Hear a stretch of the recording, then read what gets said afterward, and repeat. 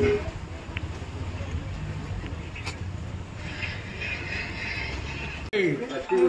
శ్రీరామ్ జై శ్రీరామ్ జై శ్రీరామ్ జై శ్రీరామ్ లో జరిగిన పాకిస్తాన్ ప్రేరేపిత జమ్మూ కాశ్మీర్ లిబరేషన్ ఫ్రంట్ అనే సంస్థ ఏదైతే మానవ సంబంధాలను తెంచే విధంగా ఇవాళ సుమారు 26 మంది భారతీయులను, అది హిందువులను హత్య చేసి ఇవాళ ఈ దేశంలో దేశ ప్రజలు 140 కోట్ల ప్రజలందరూ కూడా దిగ్భ్రాంతికి గురి చేసింది.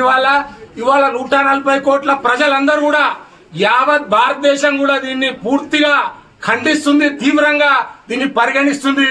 కాబట్టి మాన్యశ్రీ ప్రధాని నరేంద్ర మోడీ గారికి 140 కోట్ల జనాల తరఫున మేమందరం కలిసి విజ్ఞప్తి చేస్తున్నాం.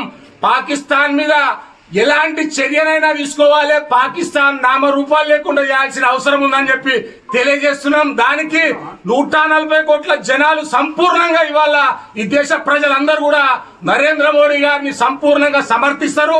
అదే రకంగా ఈ దేశంలో ఉన్న మిగతా రాజకీయ పార్టీలు అన్ని కూడా సమర్థించాల్సిన అవసరం ఉందని చెప్పి తెలియజేస్తున్నా.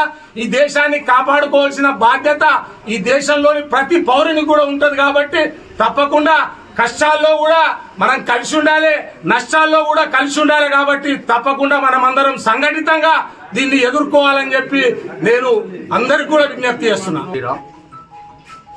ఏదైతే కాశ్మీర్ లోపల పుల్వామాలో జరిగిన, పహల్గాంలో జరిగిన ఏదైతే హత్యాకాండ, హిందువులని పేర్లు మరీ అడుక్కుంటూ హిందువులా అని చెప్పేసి మీరు తెలుసుకుంటూ మరి చంపిన ఏదైతే తీవ్రవాదుల మీద కఠినమైన చర్యలు తీసుకోవాలని చెప్పేసి విశ్వ హిందూ పరిషత్ తరఫున కోవడం జరుగుతున్నది.